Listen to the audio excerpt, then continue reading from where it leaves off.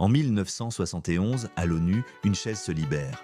La Chine populaire entre dans l'histoire et Taïwan, protégé de l'Occident, est chassé. Mais qui a ouvert la porte à 1 milliard d'êtres humains? Pas une superpuissance, pas une grande alliance. Non, une jeune nation d'Afrique du Nord, née dans le feu et le sang, l'Algérie. Nous sommes en pleine guerre d'indépendance.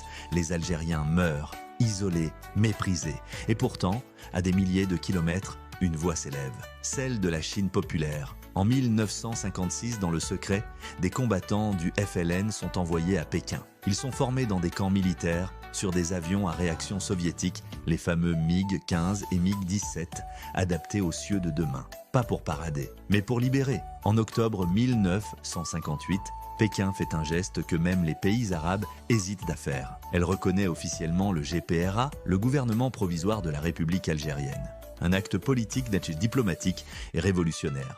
Pour la Chine, l'Algérie n'est pas une colonie rebelle, mais c'est une nation en devenir. À peine l'indépendance proclamée, la coopération s'accélère. Des jeunes Algériens sont envoyés à Harbin, dans le nord glacé de la Chine. Ils y apprennent à voler sur des MiG chinois, construits sous licence soviétique. Parmi eux, Haït Messaouden, pionnier de l'aviation algérienne. Ils ont 20 ans, une étoile au cœur et l'Algérie gravée sous leurs ailes. À New York, en 1971, le monde retient son souffle. Abdelaziz Bouteflika, jeune ministre algérien, prend la parole. Il ne négocie pas. Il impose, il exige justice.